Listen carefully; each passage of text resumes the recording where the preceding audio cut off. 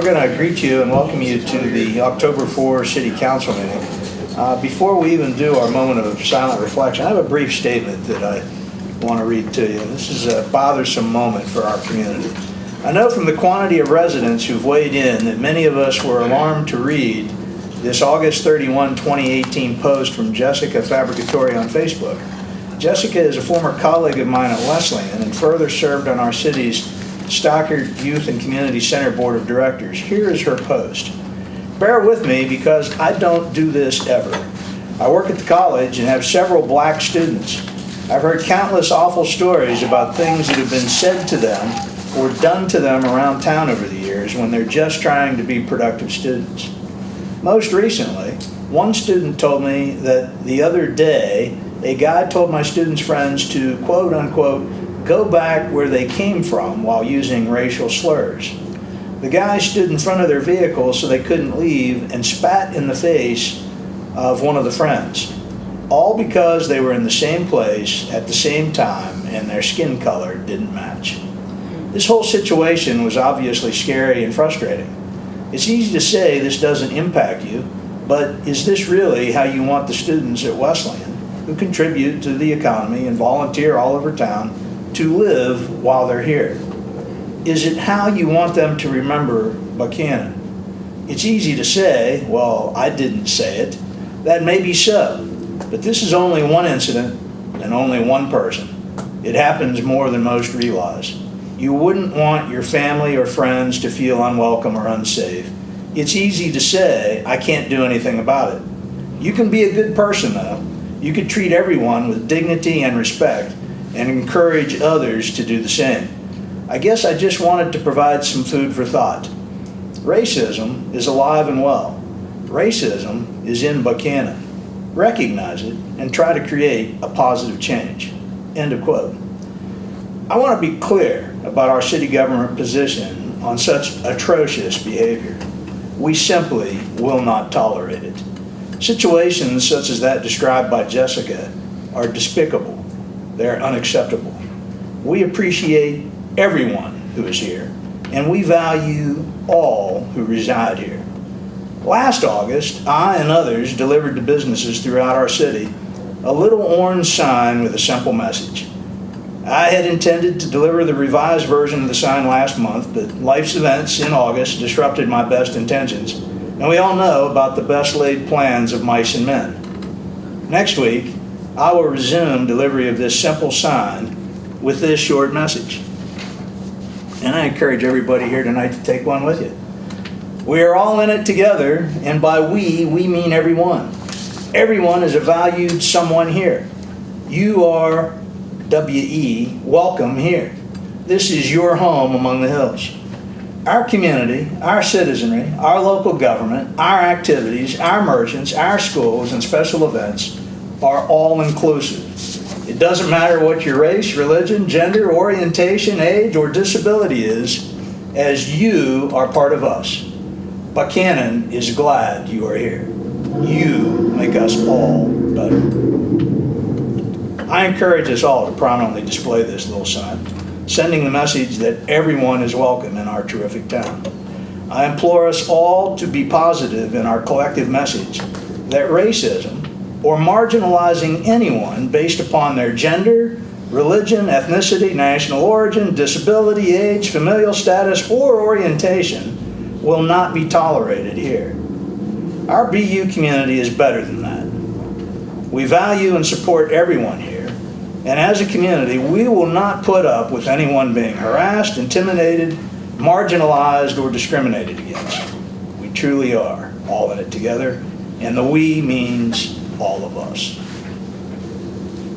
I'd ask that as we engage in our moment of silent reflection this evening, that we keep Mary Albaugh and her family in our best thoughts, wishes, and prayers. Tommy Albaugh died this past weekend. I would ask also that we keep Jerry Arnold and his family in our best thoughts, wishes, and prayers. Jerry underwent a heart surgical procedure yesterday and is recovering from a heart catheterization and a stent insert. So let's keep the Albaugh and the Arnold families in our best thoughts this evening.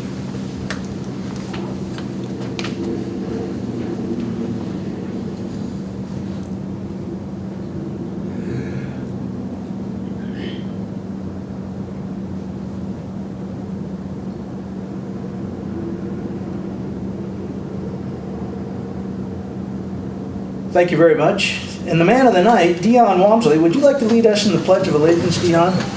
That's what happens when you get recognized, you get drafted into work.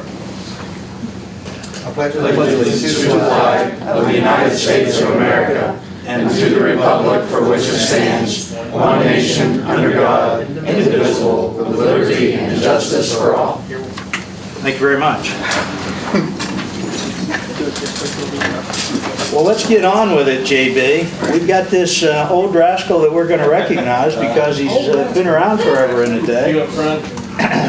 You can take your first lady with you and go front. Yeah. We're here tonight. A couple months ago, I was absent last month, or we would have did this last month. A couple months ago, we recognized our 20-plus year members in the volunteer fire department. Tonight, we're recognizing our 15 to 20-year members. One of them couldn't attend, Jamie Green, and tonight Dion Walmsley's here. Both these gentlemen, and I use that term lightly, when they're not firefighting and when they're not doing their two jobs, Jamie coaches athletics in our school system. Dion works two jobs. He's not only a volunteer fireman at the Buckhannon Fire Department, he's a volunteer fireman at the Elmore Fire Department. He goes out there and helps out with training. So these members, the men and women at the Buckhannon Fire Department, are very dedicated to our community. 15 years or more at the Buckhannon Fire Department, we run a lot of calls. The demand on our fire department has grown over the years. Just for an example, I spoke to a gentleman that provides insurance to the fire department the other day, and he had the calls that were estimated for last year. Well, they're double this year. So the men and women of the Buckhannon Fire Department have not only jobs, families, they're coaching. Dion spends a lot of time with the Special Olympics, commits a lot of time. The men and women at the fire department contribute a lot to our community. So tonight, Jamie couldn't be here. He's at a game coaching, so that's part of the game, no pun intended. But Dion is here, and I want to recognize him for his over 15 years at the Buckhannon Fire Department and the service to our community. So, Outstanding. Thank you.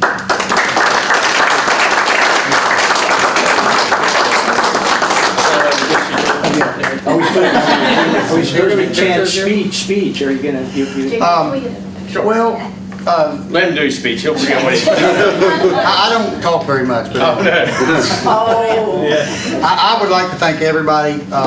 I'm very honored and proud to be in the fire service. First thing, I started when I was 17, years and years and years ago. And I come to Buckhannon in '03, I believe, and then I joined the Buckhannon Fire Department. And that's been one of the most exciting things because of the training the guys do. Also the camaraderie, the brotherhood. A lot of departments actually lack that in some cases. And they support us. They support, if I'm going, they help Nancy. Whatever needs to be done, they're there. We're brothers. We take care of each other. That's the way we all should be. No matter, like you mentioned about skiing, it don't make no difference. We all bleed. So I just want to thank especially Chief Kimball. I've known JB for a long time. The guys in the back coming up, I really appreciate them coming up too and supporting me. And just thanks everyone for this honor. Thank you. Thank you. Yeah.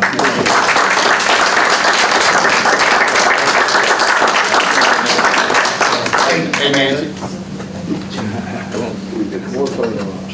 Yeah, they do offset photographs here. Hey. One more, please. Oh, no. Kelly's going to make you all famous. And one more thing, we are getting married October the 13th.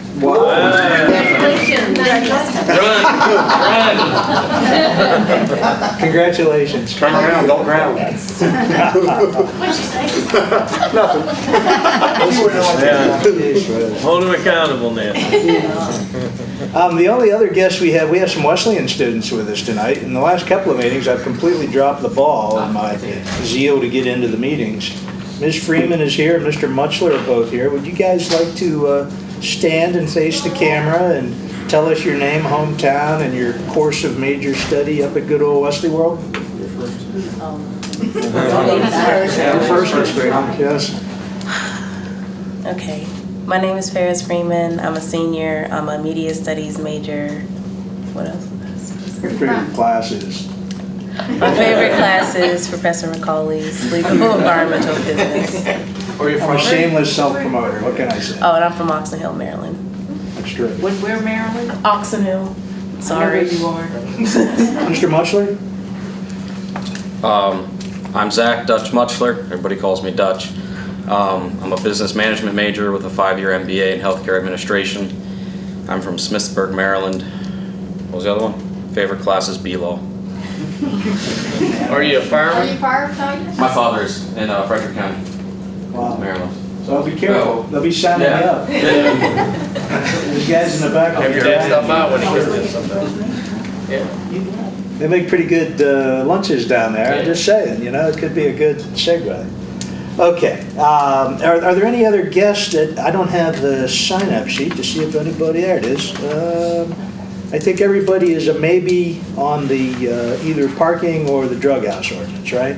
So we'll take you up when we get to that point. Does that sound fair? Yeah. All right, let's get into our department and board reports then. First up is Callie, our grant writer and information coordinator. How's it going, Callie? Great, thank you.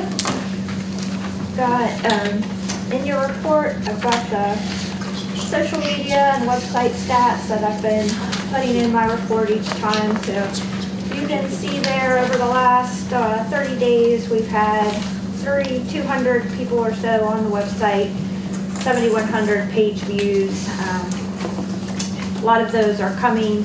You see the different spikes, and I think I've mentioned that before. Generally, I go back and look to see when we're getting those spikes, and that usually does correlate with a Facebook post that is sharing a news story that we've done, or some photos, that sort of thing. So that's the website. Our Facebook is down below. We've reached over 26,000 people in the last 28 days on Facebook. And I think some of the ones that were shared the most were information about the town hall that we did recently on the drug ordinance, and also information about Fall Fest and its schedule, and the photos that we shared of the you're going to have to say that one for me. Centennial? Thank you. The new historical markers up at Hefner Cemetery. I'm just going to leave that first word out. But people did enjoy those photos, recognizing the Farnsworth and Latham from our history. We also did a press release on Jim Lockhart and the new parking spaces for motorbikes and other two-wheel vehicles on Main Street. We, of course, put out information both on Fall Fest and the Drug House Town Hall that we had, as well as the Hope and Help Assembly and Breast Cancer Awareness Month.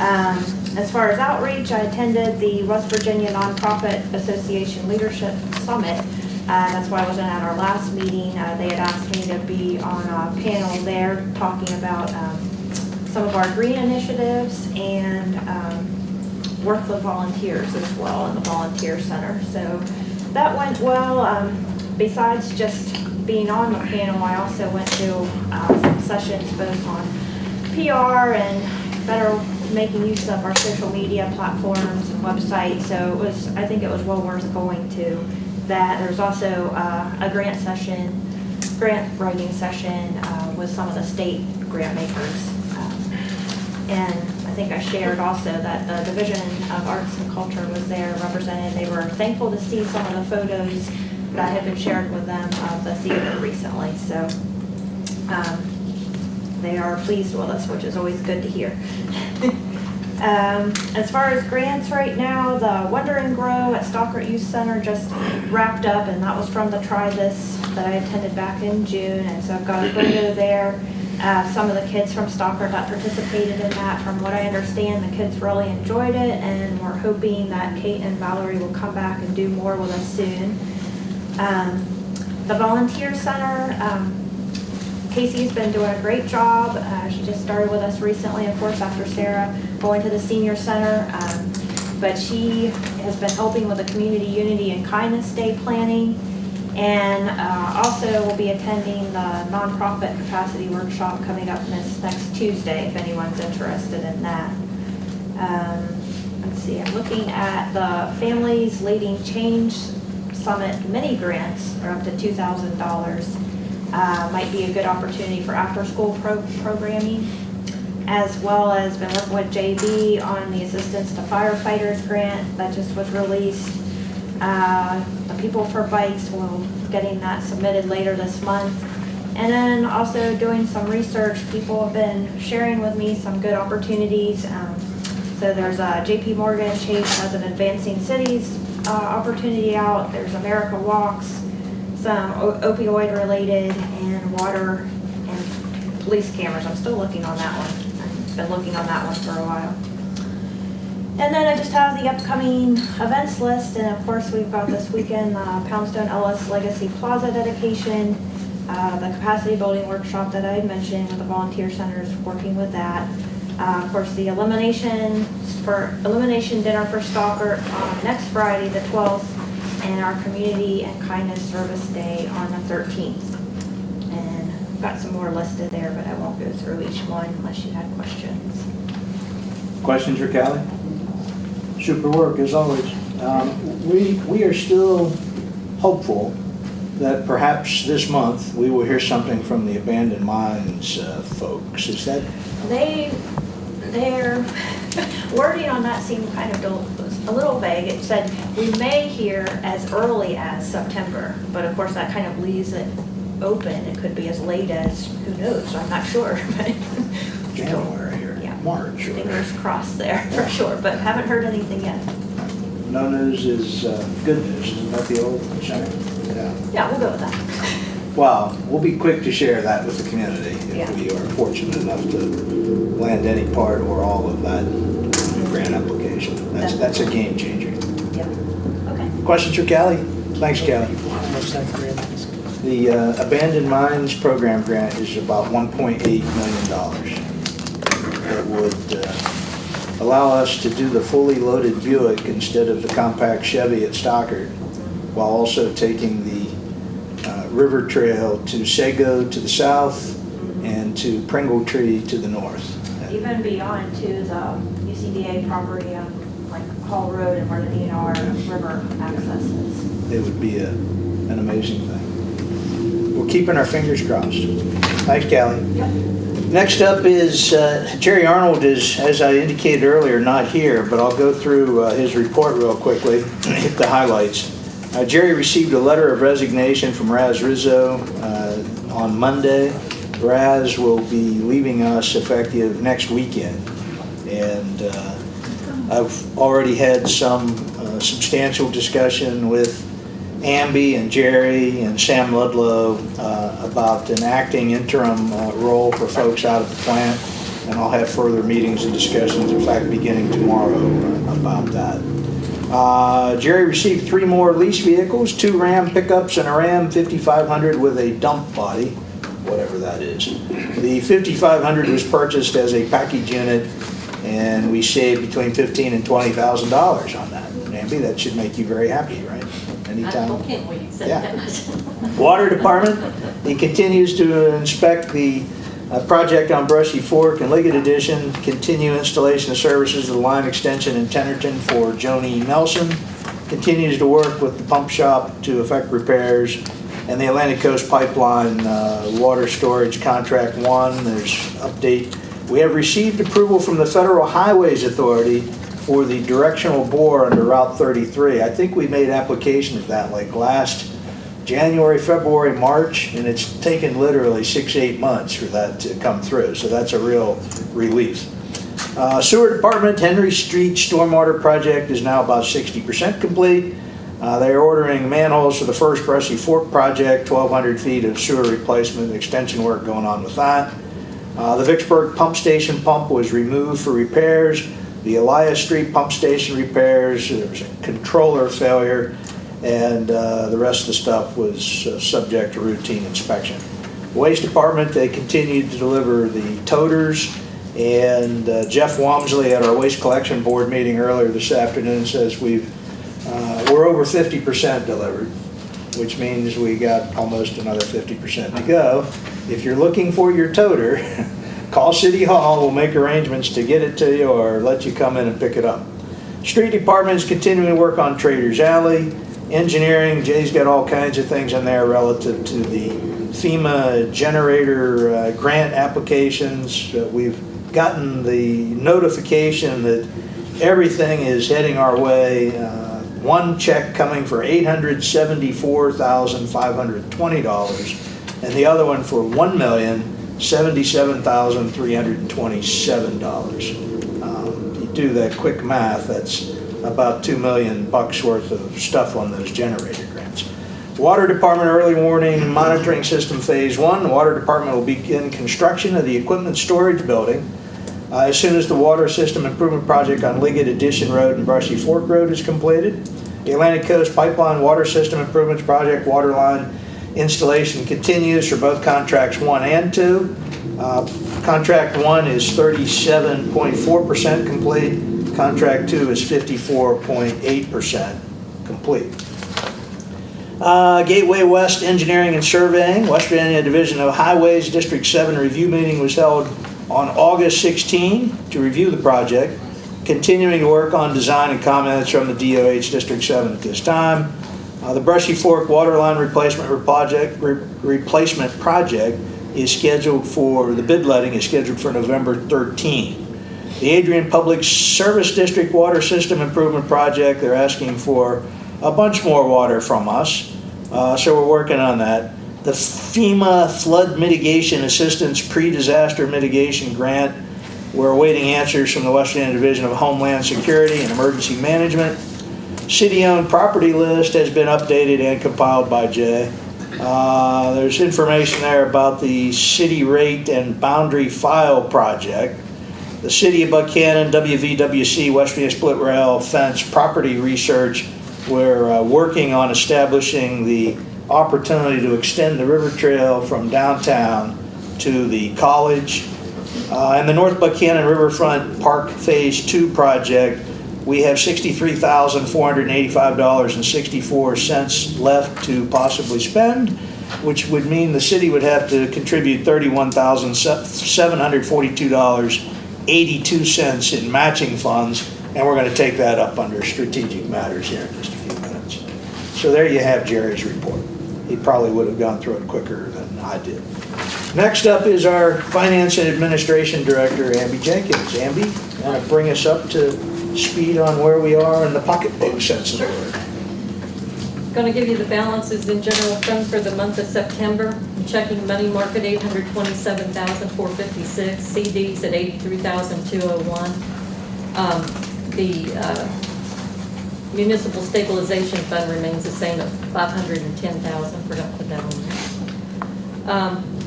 Stockert Youth Center Capital Campaign.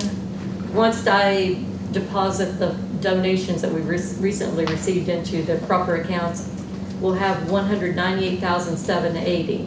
So we're going to reach that $200,000 with this elimination dinner next week. We received property tax distributions from the Sheriff's Department in the amount of $331,360, which is why you have such a high balance in your checking account. We'll receive 2 large distributions during the year, and this is one of them. September's general fund revenues was $557,274, and the expenses were $314,013. Invoices in September we're noting are $20,300 was made for a final payoff of 3 cruisers. The 3 cruisers are paid off. $1,200 for ammunition and $2,800 for rebar and concrete and Traders Alley. During the Fall Fest, we held a couple of fundraisers for Colonial Theater, and between the Battle of the Bands and the wagon rides, we raised just almost $1,800.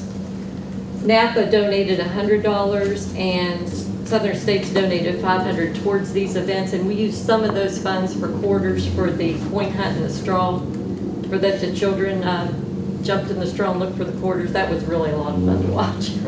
It was pretty cool. Like Callie said, the elimination dinner is next Friday.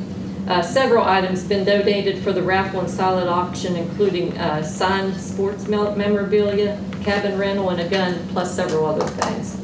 When the event's finished, we'll compile a list of all the donators for that.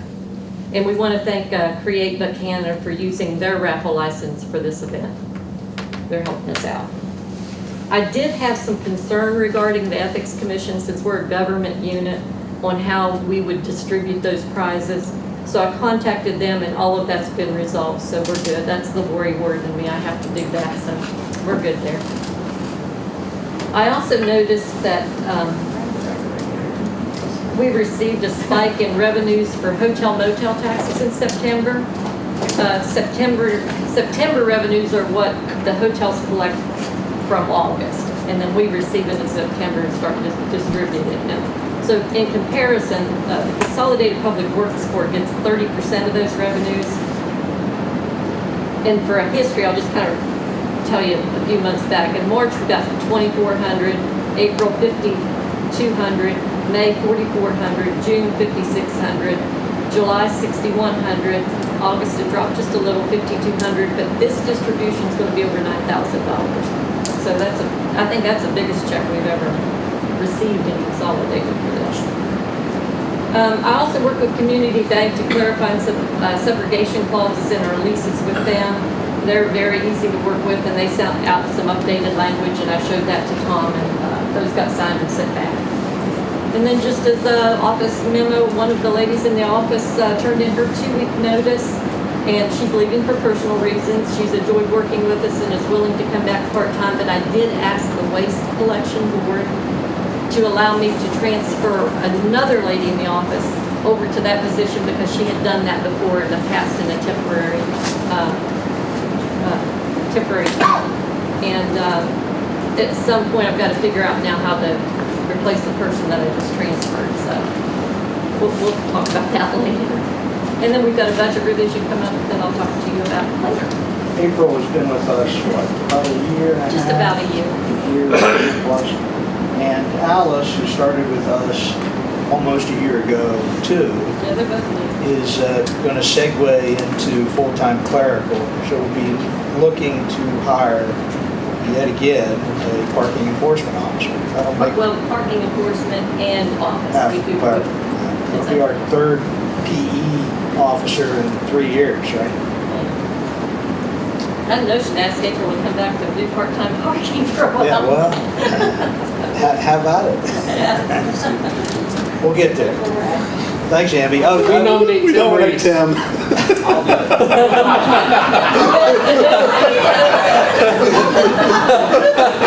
We'll put a flasher on your bike. A siren and a flasher on your bike. I would entertain a motion that we approve our financials. So I have a motion by Mr. Skinner, a second by Mr. Rieger. Is there discussion on that motion? Hearing of the need for none, I'll call for the question. All those in favor of accepting our September financials, please signify by saying aye. Aye. Those opposed, like sign, motion carries. Next up is Chief Kimball again. Good evening again. How are you again? I'm fine, how are you all? Pretty good. In your packet, you'll see our response criteria for September. We had 109 responses, and they're categorized there. So if you have any review, if you have any questions on that. Moving on to the next thing in your packet, through the accreditation, we have to standardize the services that we offer to our community. We wrote up the different types of services, from fighting fire to technical rescue to emergency medical services, hazmat, water rescue, that type. And what will have to be done, council needs to review these. This will have to be voted on to approve that this is the services the fire department provides to our community. Not that we won't do catching trees and stuff like that, but this is our base that we have to go off of, and that way when they come in to review us, we have that this is what we do, this is what we are. So probably at my next council meeting in November, I would like to have this on the strategic to vote on. So November 1. Yeah, so between now and then, review this. If there's any questions, Joey or I, either one could help.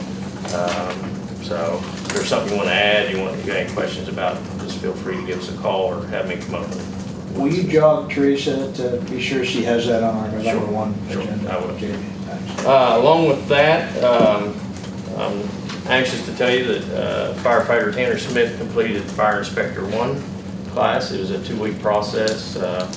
I informed Andy there was some overtime involved in that while he was gone, coverage, and then on his days off, he went to the class. The West Virginia State Fire Marshal Office put the class on. It was in Bridgeport and over at Jackson's Mill at the Fire Academy. So we're waiting. They're supposed to have a pro board certification test and a period of time that he has to take to get the. So that'll be part of like the housing authority, and he can work with Vince when he goes to inspect buildings and stuff like that. So there may be some stuff that we have to look at as far as fire codes, also with building codes that we may have to drop in and do stuff with. So, but as that time goes on, we'll work on that. Also coming up, we're trying to have a arson investigation class here. There's 2 levels of that. One, we could do 1 here, and 2 could be in the spring at Pipestem. That way he could also have that certification. That way he can work in conjunction with the investigators from the fire marshal's office if we have a suspicious fire here, how we contain the evidence and stuff like that. So moving on, some good things happened at the fire department. As you can see, I haven't started a mustache since I was in high school. And my daughter said I looked like Joe Dirt because I had a mullet and a mustache. But we're having a mustache competition at the firehouse in recognition of breast cancer awareness. Each member that's involved is throwing in $10 for the cause. There will be no reward for winning other than you won. We have some members that could do it for 5 years and never grow a mustache, but they're still adding the $10. So at the end of the month, we'll pick somebody local to check the mustaches out and see who wins. We'll put them on Facebook. Just a fun thing going on to support other causes out and about. We purchased a couple new thermal imaging cameras, which are a great piece of equipment for the fire service. It's used in house fires. We can use it for searches, if we're out looking for kids and it's close, you can use it for proximity. I always tell Tanner Collins you can use it. I don't have to have a flashlight to spot like deer now. I can just go out and see deer with the camera. No, I'm just joking. So we have 4 of those now. They're uniformed. They're all the same brand. There's no confusion in how to use them, because each camera had a different operational system in them. So now we have that, which is a very good piece of equipment to have. Heart Safe Initiative group met tonight. We finally got the information from St. Joe's Hospital that we were needing after 5.5 months. So they met tonight. We discussed AED placement, AED registrations through the state, and doing a brochure to put at our local visitor bureau. So when first responders are visiting, say the Strawberry Festival, and they go into CVP, there's a brochure where the fire station, where the police department, where AEDs are located, and they have that. So, and we'd like to move on to a possible app. If we have some college students out there that are very versed in app making, I'd like to visit with them and talk to them about what we're looking at. So when somebody comes into our community, they can pick up this app of emergency services provided in our community, and that every location of an AED will be on there. So and last, I'll be quick, we had a disaster drill last night at the Upshur County Regional Airport. A plane crashed and there was 8 patients involved. The fire department was there, the city police were there, Upshur County EMS and other entities, mutual aid fire departments. We triaged the patients. Everything went well. I think we'll get a fine grade out of it. There's always some communication problems when you have different entities. You either carry 5 radios or you use hand signals. So because everybody kind of has a different frequency, and it makes it kind of difficult when you have a big incident. So I told Matt, Chief Gregory, that at the active shooter drill, initially I was in command of that drill while he was doing his police stuff. So last night he was in charge while I had to do the fire stuff. So it worked out real well. Chief Gregory and I work well together. I mean, we meet almost on a daily basis and discuss stuff. So I saw the coffee yeah, picture. he didn't even know it was drink a cup of coffee with a cop day. Wow. And I saw it on the You internet. fire guys have always been. We're always on top of stuff, you know? That's why we get the higher grade on civil service tests, you know? A little competitive I'm going here. Hey, it's all good fun. We, you know, we police and fire. So, that's all I have. Minutes reflect by Colin Rigger, the fire department rules, right? Yeah. Next time they'll do the same thing for Mike Rigger, Yep. so don't take it too seriously. Thanks, JB. Yep. Tell all the guys to be safe. Thank you very much. That's the main thing, be safe. Next up is our city attorney, Tom O'Neill. Tom, still hobbling around with that bum wing, huh? Yeah, I think I will for a handful more weeks. Yeah. Most of my matters are covered under other items on the agenda. However, I'm going to point out two things. First, and I don't even know it's on correspondence information, the draft amendment to the home rule plan to permit the implementation of a 1% sales tax is drafted and has been available now for a few days in the lobby, and I believe it's on the city website too. Website is. So we are within that 30-day window prior to our November 1st public hearing, and expect at the next meeting on the 18th, first reading of the ordinance based on our calendar that we put together for this whole process. We're due at the next meeting to have first reading of the ordinance to approve submitting the plan to the Home Rule Board. And that's our next hurdle, so just be aware of that. That's one thing. The other thing I'd like to just point out for everybody's attention, Buckhannon area's own Cody Linger is a professional boxer. He's the son of Hampshire County Sheriff Deputy Dwayne Linger.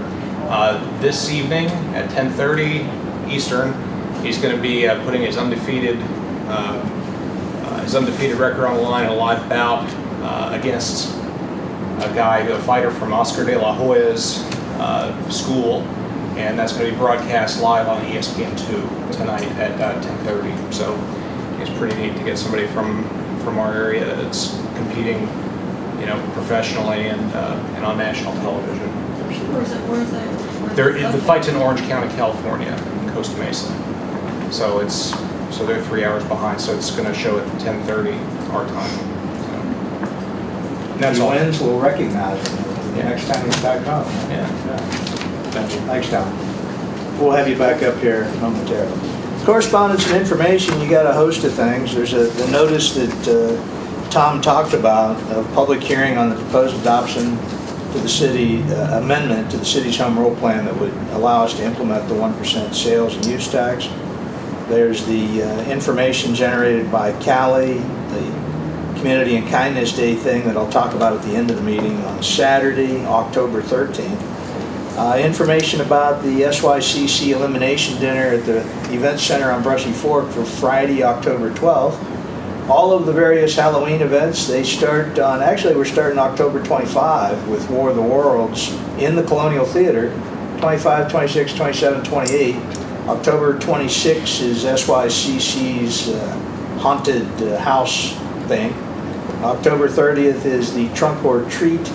It's actually originally sponsored by the Buckhannon Police Department, but now we've got, how many do we have involved with that? Like 20 or 30 different Usually visitors. folks? Yeah, it's a great time. And then Trick or Treat, as we know, is Wednesday, October 31st, 6 to 7:30. You also have in your packet the City of Buckhannon Notice of Building Zoning Code. A tutorial session will take place at City Hall on November 7th. That's a Wednesday, I believe, at 6 p.m. There's the FEMA project approval application, contracts 1 and 2 on the generators.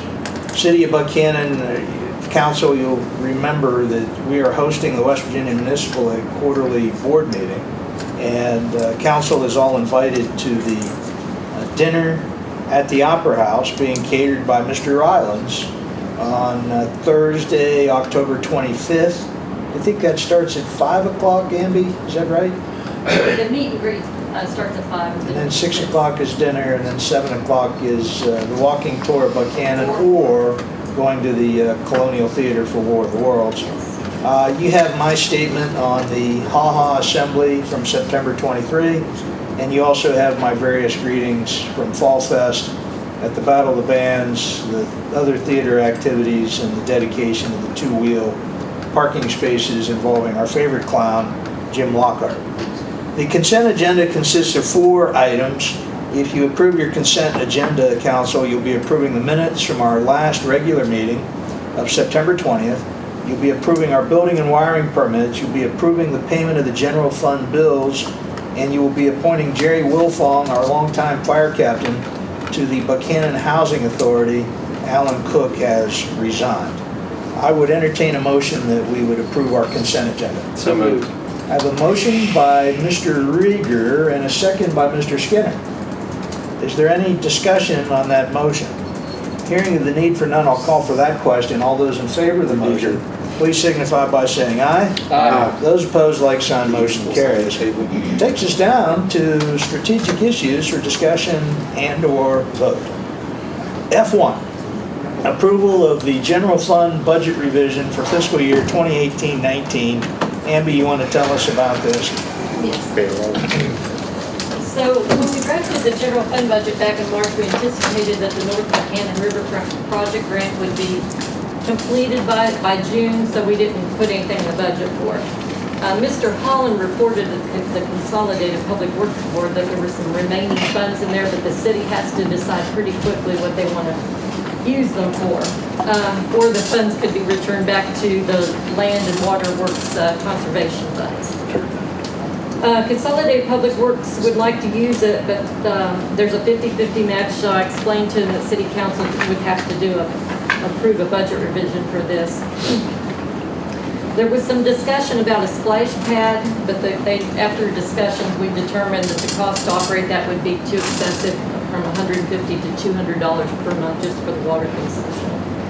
So Consolidated Public Works tasked Jerry, Jay, and myself to get pricing on security cameras, resurfacing of a basketball court, and draft a budget revision to present to City Council. So Jay double-checked to make sure what items could be used, could be purchased with this grant and were allowable. He got prices for 7 security cameras, 2 collapsible bulwarks. There's 2 areas that vehicles are driving into the park that they shouldn't be. So the bulwarks are collapsible, and that would keep that from happening. Resurfacing of the basketball court and the sidewalk area for a total cost of $42,853, of which $21,426.50 would be the city's responsibility. $7,040 of that would be for labor, leaving $14,386 for the city to share in materials. We received $7,900 in that same grant line item this fiscal year that was expensed last year. So right now there's a surplus, there's a credit in there of $7,900. So we can use this towards those costs. But if council wants to accept it, then they're going to have to come up with an additional $6,465 in that shared cost to make that total $21,000. And I want to note that in a budget revision, I have to budget the entire thing in there because we expense everything and then they reimburse us. So I have to make a budget revision in there, receiving $42,853 and then expensing out of the street department where that land and water conservation grant is at of $42,853. So it's a simple budget, but you are increasing your budget. So you have some money in contingency if you want to do that. I need to do some more budget revisions, but I'm waiting closer to the end of the year so I can do a budget revision and clean things out. It's possible I could reimburse you if you're willing to do that. It's up to you. It's your call. And Amy, that's the recommendation of Jerry Arnold, Jay Holland, and yourself that we take this action. Is that a correct statement? Yes. Okay. So, guys, we hear all the time from folks that all those people care about are things downtown. And we know that as many or more of our sidewalk projects and paving projects and outlying parks, it's not all about downtown. This is another one of those opportunities to make some substantial improvements to the North Buckhannon Park and I would urge council to react positively to this general fund budget revision request. May I have a motion to approve the expenditure of these federal grant monies? We had to come up with a few bucks to match it, but may I have a motion to that effect? Move. I have a motion by Pam Capari. May I have a second to her motion? Second. I have a second by Mr. Rylands. Is there any discussion on the motion? Hearing of the need for none, I will call for that question. All those in favor of the motion, please signify by saying aye. Aye. Those opposed, like sign. The minutes will reflect that the motion You've got a carries roll call unanimously. vote on that. If you want to go ahead and do the technicality. Oh, it is a roll call vote. Technicality. Mary Albaugh is absent. Mr. Skinner? Yes. Mr. Rylands? Yes. Pam Capari? Yes. Dave Thomas is absent. Colin Rigger? Yes. And the mayor votes yes. So I think we're supposed to sign beside our name before we leave. All right. Resolution 2018-19. We have a memorandum of understanding with John Moss, but he has not yet signed the deed of dedication. John's a tough guy to track down, and he splits time between Buckhannon and Florida, and that's going to be up to me to corral him to get that document. Jerry and I have been working on the law department. Jerry has been working on John.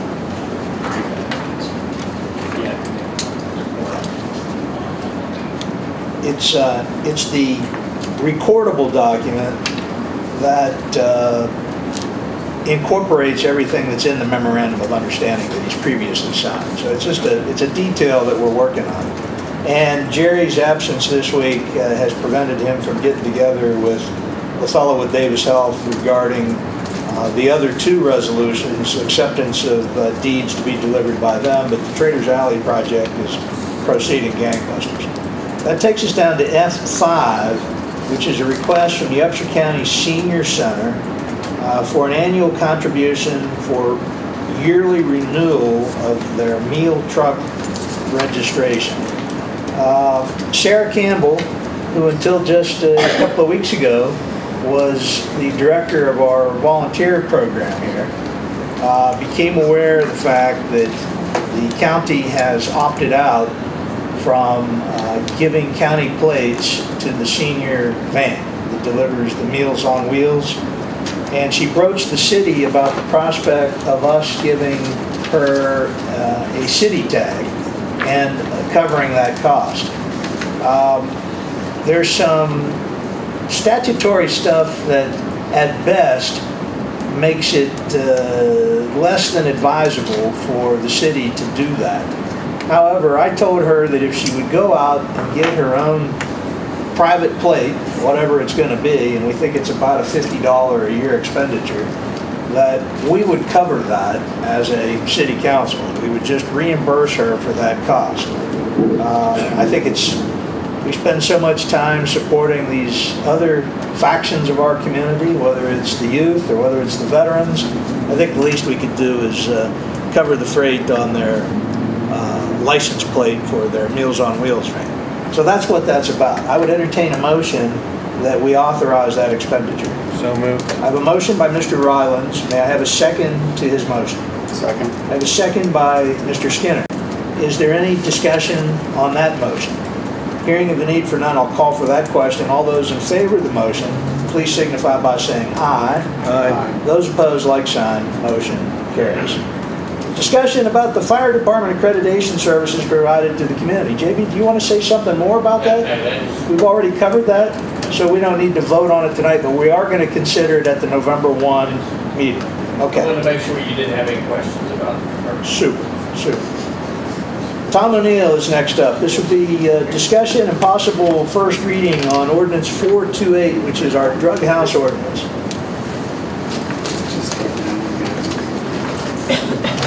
Mr. Mayor,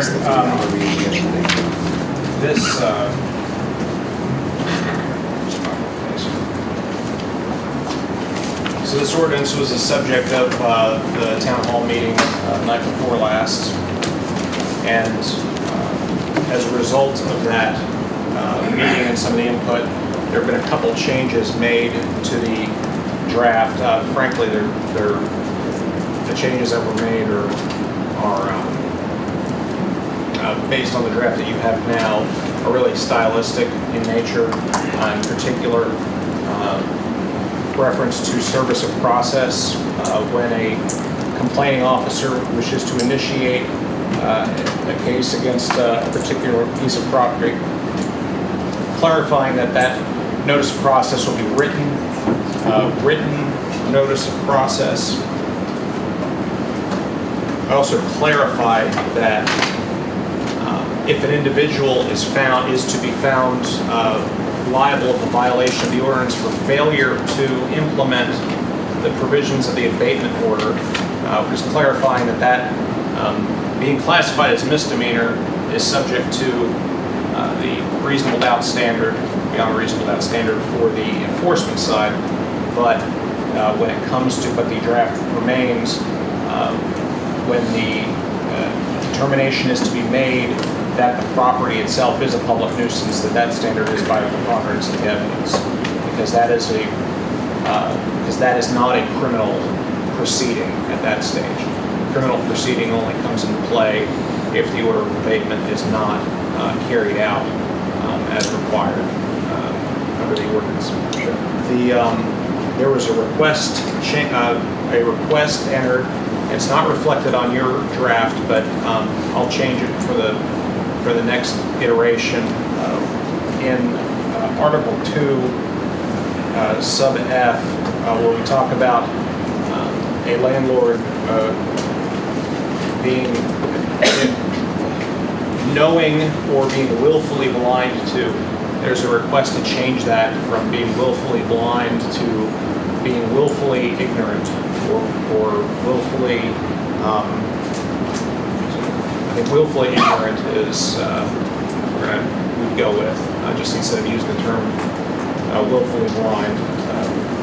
That's that. There were a couple of other requests that were made, but they are more substantive and policy driven in their nature, and so it would really be up to council to approve that, particularly the most substantive one being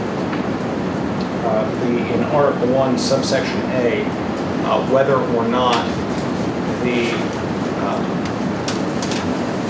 provisions, the standards by which a property will be determined a public nuisance, if those three standards, if that's going to be 1, 2, or 3, or 1, 2, and 3, it makes a significant difference, and being a significant change in policy would be the council's purview to approve that change to the draft.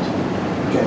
Tom, I would also add, Matt Kerner had asked for yes, exemption language relative to recovery centers, rehabilitation centers. Licensed ones. Right. That is reflected in Article 1 towards the end of sub A, and I'll read that provision here. It says the provisions of this ordinance shall not be deemed to be applicable to any hospital, clinic, or residential drug treatment facility that is either licensed, certified, or otherwise subject to supervision or inspection by the state of West Virginia. So St. Joseph's Hospital, for example, has someone in their facility that overdoses on a drug while they're a patient there. We're not going to attach. Well, the ordinance wouldn't come into play because an overdose is not a triggering. An overdose is not a triggering. Or if there was someone infiltrating the place to deliver drugs to that person. Yes. The hospital, or if there was a delivery of a controlled substance, an illegal delivery of a controlled substance on the hospital property, or in a recovery center, or in any other similar kind of licensed facility, the ordinance would not come into play. So, this is on our agenda for first reading. I would tell you that both Dave Thomas and Mary Altball have weighed in and they wanted to participate in this vote. And neither one of them are here. What is the will of the council? I spoke with Dave Thomas, and he said that he would like me to call him and get him on the phone so he can make a motion to table. Well, that's his opinion. We wouldn't need to call Dave Thomas to table this until we have our full body constituted, hopefully at the October 18 meeting. I'd like to make a If motion. someone else would make a motion. Yeah, I I'll would, second that motion, Colin. okay. Okay. So I have a motion by Mr. Rigger and a second by Pam Capari to table this matter until the October 18 meeting. In the meantime, I would like to get this draft very thoroughly distributed.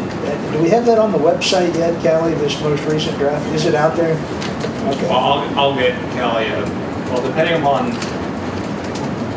we need a decision on the and or Okay, language. yeah. That's on Article 1, Section A. Yes. So the three elements, as Yes. currently written, states that only one of the three need to happen, That's correct. and the interest is to have all three elements? That's correct. Or do any of these cross over? I mean, Well, I would say that. if you do one, the other Well, one's already I applicable? think, well, manufacture of a controlled substance, possession with intent to deliver, and delivery of a controlled substances are all felonies already, which would take into account number 2, anything punishable by at least 1 year in prison. So 2 and 3 kind of duplicate each other if you go with an and. Tom, let me give you this scenario and tell me if I'm missing something there. I smoke pot in my house or my apartment, and that is illegal possession of a drug. And we start out with any premises used for prostitution, illegal possession, storage, or delivery, blah, blah, blah. That proviso doesn't say anything about misdemeanors versus felonies. I might have a single marijuana joint, and I smoke it, somebody smells it, the cops called, and I open the door, and they catch me red-handed smoking a marijuana cigarette. If that happens twice under item 1, that technically could establish that property as a drug house. Am I not correct? If that, well, given that also for medical purposes nowadays, but if it could be classified as illegal drug activity, technically you are correct. I would feel more comfortable going with the conjunction "and" as opposed to "or." That's Which my means own, all three, That's my own all personal- 3 elements would have to be present to yes, constitute a violation. that's correct. In other words, item 2 specifically, and we might want to stick the word felony in there. I mean, we're kind of tiptoeing through the tulips that if it's going to be subject to a year or more It's a as a felony penalty, offense. it's got to be a felony offense. And item 3 has to do with the additional stuff concerning manufacture, possession with intent to deliver, or actual delivery of a controlled substance. We are not targeting someone who, and I'm not endorsing the activity either, but we are not, the purpose of this ordinance is not to target someone who would be smoking a marijuana cigarette. Illegal that it is. Does that make sense? To go with the "and" as opposed to the I "or"? think so. And what? What other things? I mean, it puts a higher bar in place to create this. So if this amendment, if we're taking this direction, I think what I would do is rewrite sub A to eliminate the reference to those other offenses earlier in the section, and change the title of the ordinance as well to better reflect that it's only certain drug offenses and certain standards. Yeah. Because if you go with "and," then it becomes a very, very narrow ordinance. Yeah. And it only deals with a narrow set. I might recommend that the council that you include possibly any crimes committed with or concerning a firearm and drugs. And would that not be a felony? It could be, but it's not. But if you use "and," it's not manufacture, possession with intent to deliver, or delivery. Those are the only. If you go with "and," those are the only 3 offenses that can trigger under the ordinance. Might add to that. A fourth any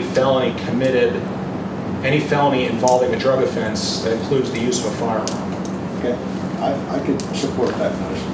I mean, this may make it, in your words, more narrow, but I would much rather see something targeted and specific than a broad-based thing that impacts everyone else's. Please understand, I wasn't passing any Right. kind of judgment when I characterized it as narrow, Right. just stating the fact that it Well- would only affect a much narrower scope of behavior. And the worst actors. Let me ask you this question. In addition to the use of a firearm, I mean, what has triggered this? It's ancient history now. We've talked about it so many times. Is the assault upon a police officer, and that assault did not include the use of a firearm. So I wouldn't want to let somebody off the hook who strikes a police officer who wasn't using a firearm. So maybe it could be that extra element, use of a firearm or any assault upon any first responder.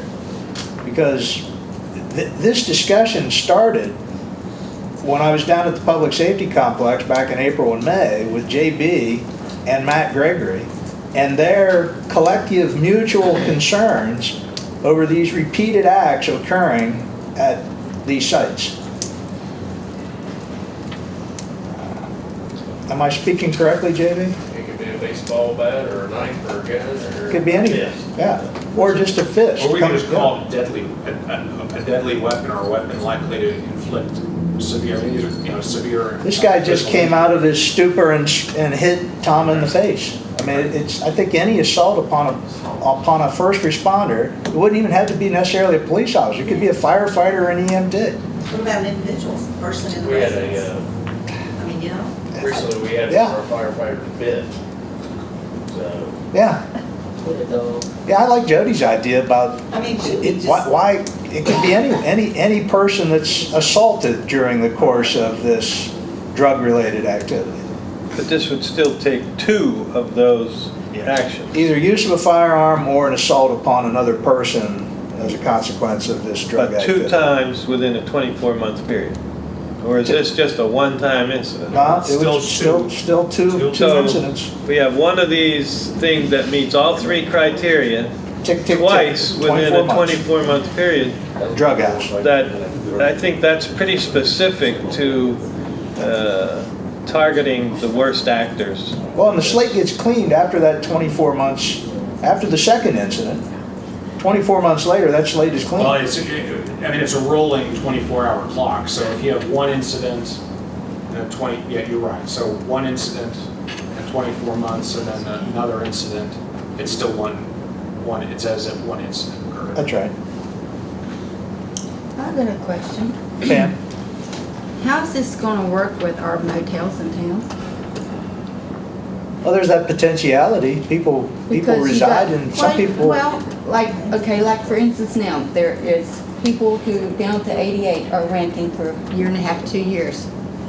What's gonna happen to that place if something would happen, it's 2 different times in 24 months? Well, that particular tenant who was engaged in that first incident should not be allowed back in that establishment. Yeah, I mean, this And that doesn't- takes care of the problem. Yeah, this doesn't prohibit the property from being rented. This just would require the public nuisance to be abated, which one of those requirements could be to terminate the tenancy of a particular person. Right, so if it's happened twice in, say, for instance, that motel that the city can't go in and take the motel. If it's the same tenant, they could. You said Well, they can't Take take the the property. No, No, there's there's no seizure involved with Yeah. this. We're just talking about a potential for a fine. Okay, I just wondered. Yeah. Which Matt pointed out that in the term of 2 years. Martinsburg, 2 years, There's there's never never been been a a fine. punitive fine. Never been a fine. I don't know about Clarksburg. Clarksburg may. Well, Clarksburg is so much more complicated with their registry system and everything. It's a completely different animal. And it's not just Martinsburg, Huntington, and Clarksburg. There are other cities Elkins has one. have adopted this. This is not new. I would take some umbrage. I should just shut up. Hey, there you go. You started. There was a statement made the other night, He's not cool. and every once in a while, somebody will say something that's, I'm sensitive to, the hot knife and butter kind of a thing.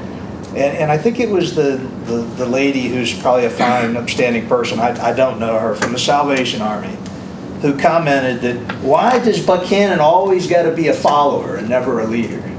And I'd just like to observe that, and these are just the quick things that came to mind, we're looking at becoming the first fire department ever to be accredited in the history of the state of West Virginia. We're the only community in the history of West Virginia to pass an ordinance authorizing the hiring of part-time police officers. We were the first city in the state of West Virginia, 3 years before the state did an ATV ordinance, a statute, we had an ordinance right here in Buckhannon, West Virginia. We were the first city to tier our B&Os in a small business friendly kind of a way.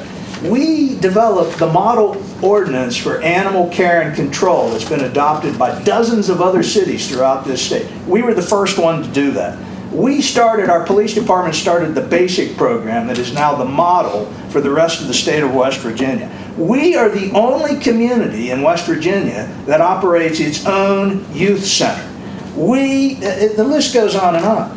So it's sometimes we don't need to reinvent the wheel. If we have a sister city that has done something like Martinsburg has done, that has had a 91% improvement rate in its drug stuff, we would be crazy to not, our ears to perk up and say, we ought to consider this. Sure, we steal things from other places. And other places, we gladly share what we do with other sister cities around us. So, but to say that Buckhannon's always a follower, never a leader, don't give me that. 36 years, I can tell you, we've done a lot of leading here. These previous councils and previous administrations have worked hard to be cutting edge to improve a lot of things. And there's a lot to be said for not reinventing the wheel when it's not necessary. Absolutely. In terms of saving valuable resources of time and manpower. Matt and JB have said it best. It's simply another tool, and I almost the other night said war chest, and that starts to sound like that war on drugs adage that we don't like. It's another tool in the tool chest. It's just another tool in the tool chest. We got lots of good landlords in this town. This is not in any shape, way, manner, form about the good landlords of Buckhannon. It's not. I would be remiss if I didn't speak up at this point. How about it? Oh, thanks, Mayor. I'm not buying your beer tonight. That's fair. One consolation beer and one victory. So, we're not even voting tonight. I know. So, the argument in opposition to this bill ordinance, geez, listen to me. This ordinance that Buckhannon is being a follower is a terrible defense at not passing this ordinance. There are better ways to keep this ordinance from passing, and I'm so sorry that was the method that was used. Probably the best thing that I can say about this ordinance is that if we're going to get idealistic, America became what it is because individuals took responsibility upon themselves to build things, to grow things, to cultivate things, to build businesses, to build communities. And they teamed together and they did these things. This is a country that was made great because people took risks, people took chances, and they had a pioneering spirit. And they had this understanding of individual responsibility. If I don't do it, who will? If I don't do it, who will? And that's an admirable quality. If I don't step in the gap, who's going to step in the gap? And this idea of some measure of individualism is what makes us different from a lot of the rest of the world. Now, the other side of that coin of individualism is individual responsibility. When I commit a crime, society should not have to necessarily pay the price for that crime. Individuals whom I have implicated in my crime through my own bad behavior should not have to pay a price for my crime. I should pay the price for my crime. If I'm delivering controlled substances at my house at 55 August Street, and Chief Gregory catches me there, I should be arrested. I should probably go to jail for a while and pay a fine.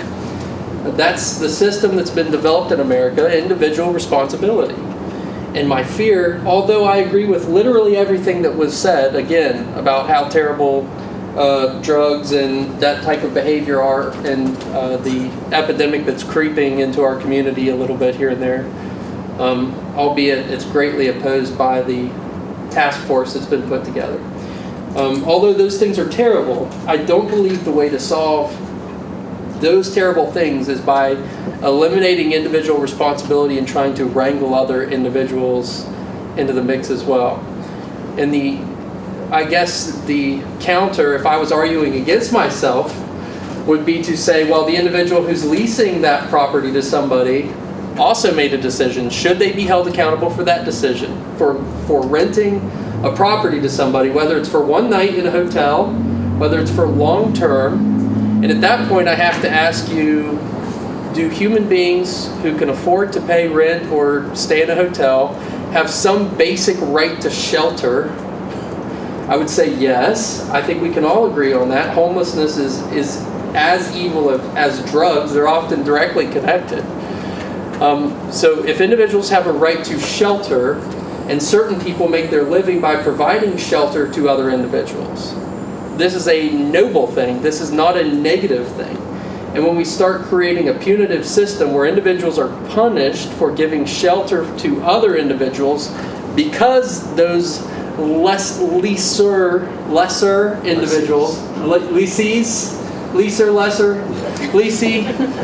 the renter, because the renter has made a terrible decision where he or she lives or is staying, that does not implicate the individual who owns the property they live in, and it never should. It makes no sense at all.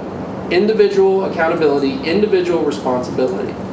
So that's my 2 cents. I'm not going to move on my opinion on this, and I hope that we can talk about the ors and ands in this thing, but I disagree with the entire premise of it. You're philosophically opposed to it. I am philosophically opposed, so thank you for listening to my rambling. And there you have it. Well stated. I'm diametrically opposite of your opinion on this philosophy. I think that we've got this. Matt used the word the other night. This is a complicated, complex, multifaceted problem. We have to address pieces of this puzzle. And if you've never read, I know you're a very well-read fellow, read the work on broken windows. It's a highly compelling piece about urban blight, but it can happen any place. And when we have these repetitive acts at these few places, like the situation that occurred in April and May, we got to do something. There was a shooting, for crying out loud. A guy could have been killed. And then that same guy, 4 or 5 weeks later, is involved in the assault on a police officer while they're trying to resuscitate him from another drug situation gone foul.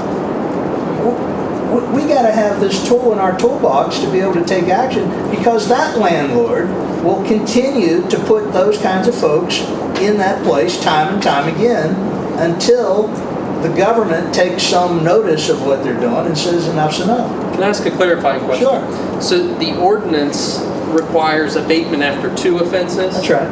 Okay, so this individual on Cleveland Avenue, the second offense was the assault of the police officer. That's right. So according to this ordinance would never have stopped that from happening. The second offense was the assault, which would create the abatement. That's correct. So this ordinance is not stringent enough. If that's what we're going for, the second offense, I mean, it would have never stopped it from happening in the first place. I think that the model ordinance that has been applied in these other places is giving everybody a first. It's not like there's not going to be any notice given to a landlord that the guy that, I think we ought to have some opportunity to let a landlord know, hey, your tenant got shot in the stomach by a drug deal that went awry. You might want to think about maybe trying to evict that tenant. I think the good landlords here would do that, would you not? Of course you would. Sure. But we don't have all the good landlords. We've got people that'll keep putting people like this back and back and back, and that's what this is about. You don't get a pass on the first one. You don't get a pass. You're going to know that we're ready to bear down on you if there's that second act. And if the second act occurs, that's when this ordinance would kick in. I think it's highly fair. Mr. Skinner, Mr. Riley, Pam Perry, anybody else want to weigh in? I've got my ideas, but I'm not gonna say right now. Jody, you asked to be, did we already address your, I didn't mean to be disrespectful of, you put that you wanted to be heard on the drug house Not ordinance. at all. Actually, one thing to address most, I need a couple questions, a couple comments. You go back to the and I appreciate, I hope you do put the and in there and clarify in the That's other. my recommendation. It still says other illegal drug activity, and we asked that question the other night too. That's gonna, I mentioned that, we're gonna strike that. Okay, I didn't hear that, so okay, that was my question, if we could remove that, I appreciate that.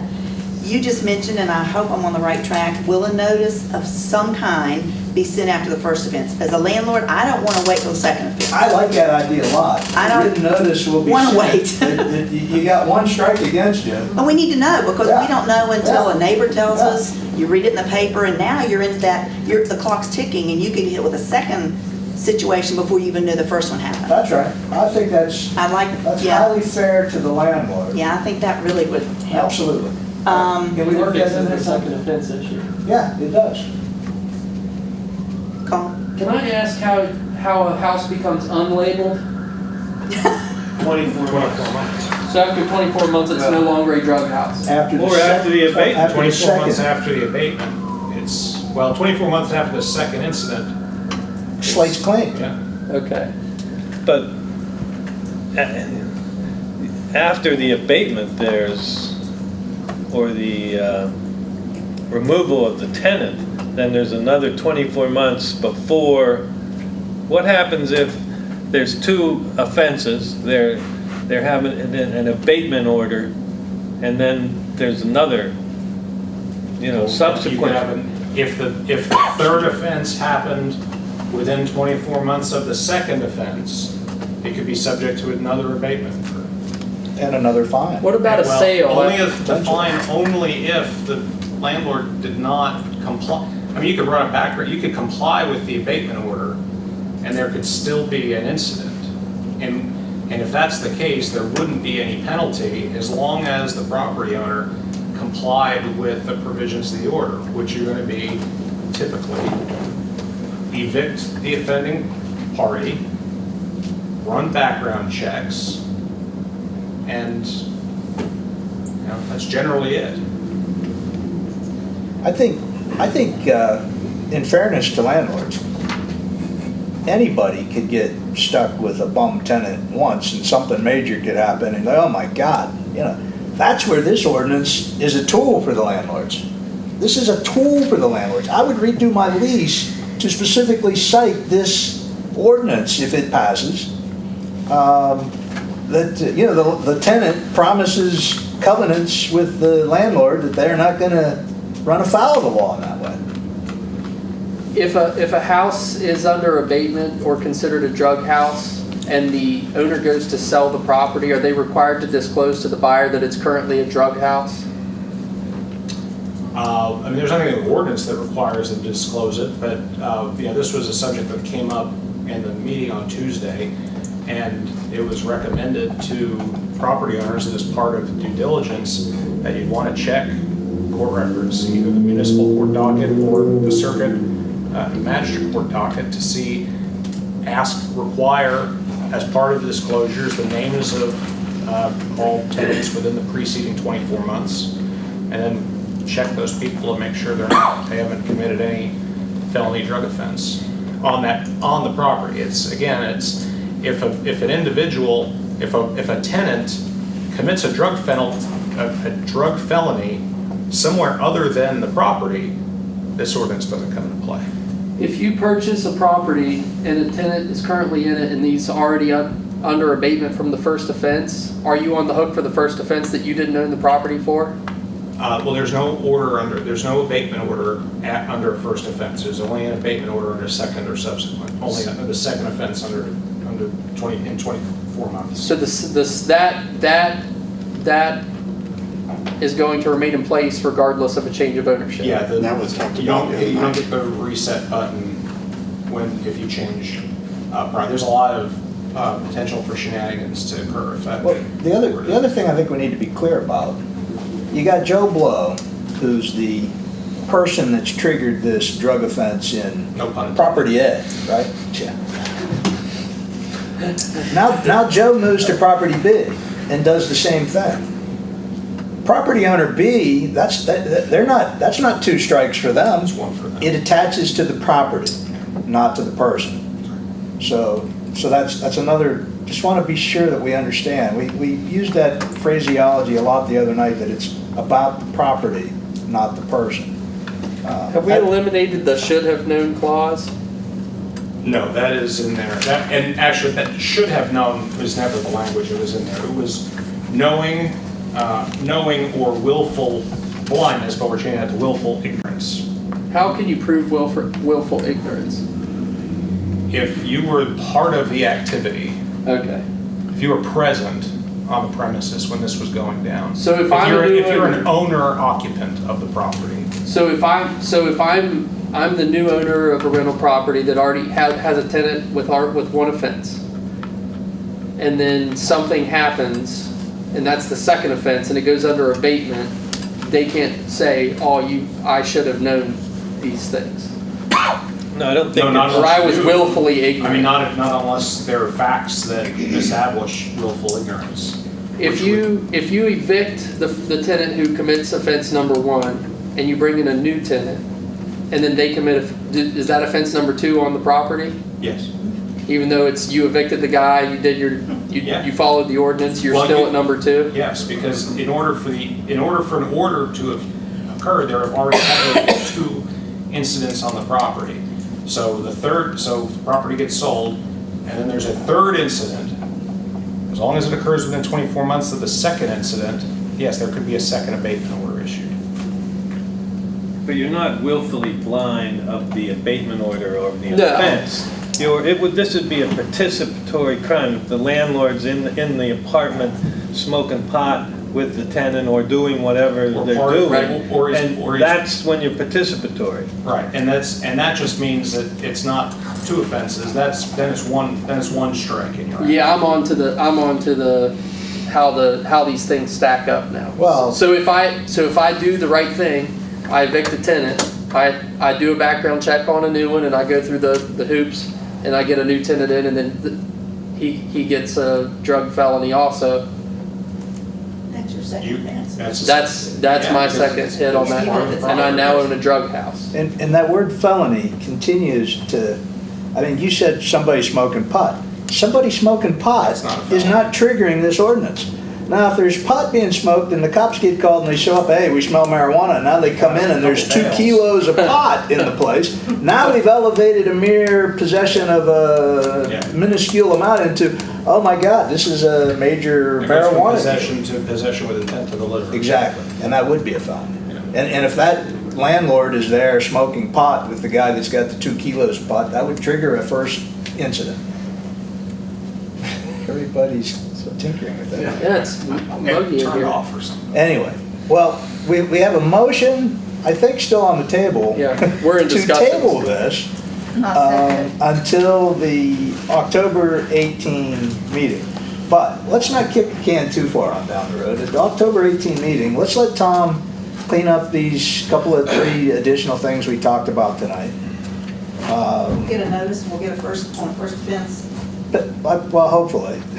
That would help. Well, yeah, we'd like to get that out to everybody as No, I mean, on the soon as first possible. incident, there would be a notification. Oh, yeah, I think I like that idea a lot. That, okay, the second time, this is what could happen. You could have an abatement order. Yeah, I think you have to know the first time, Yeah. because we Yeah, can't always yeah. know. You like that. Yeah. Yeah, I like it that's too. helpful. Yes, sir. I don't like the whole thing, but that's. I'm not on the speak. That's all right. Own rentals. What about the time, when they get caught the first time, the eviction time we have to give them to get out? They could easily get caught again. Yeah. We gotta give them so many period of time, days notice. And is that gonna be cut back some way, or can, gotta give them 30 days? And do they go to court to get another 30 days? They don't get 30, they don't, no, if you can evict a person under an abatement order without going to magistrate court. So we could evict them as of then, right then? On the second That's the way it's offense, always been not, treated. you don't get an abatement order on the first, right? No. No, the first. Oh, I'm We sorry. thought about the Oh, I'm first. sorry, the first. Well, yeah. I mean, So they're gonna be in there for another 30 days, and they could easily, damage your. if you choose to, if you have part of your lease that if you are charged with some offense, if there's a provision of your lease that allows immediate eviction, or then, yeah, I'd say that you probably, if you wanted to evict somebody on the first offense, you'd still have to use magistrate court for that. Yeah, you still have to give them 30 days, though. Yeah, but you've done your due diligence at that point. You've jumped through all the statutory hoops that the state of West Virginia provides. That's not the kind of situation that this ordinance is intended to address.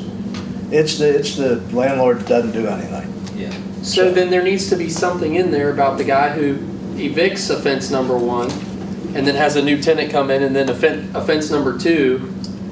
If he can prove he did something, he should not be, Or if the first person commits a second offense before he can be evicted. there needs to I be some don't think protection in that there. the at least. landlord should be held responsible for this individual's actions Quick to get them out, let 'em actually- because they couldn't get them out fast enough. But I think you could tie it down to if an eviction proceeding has been commenced.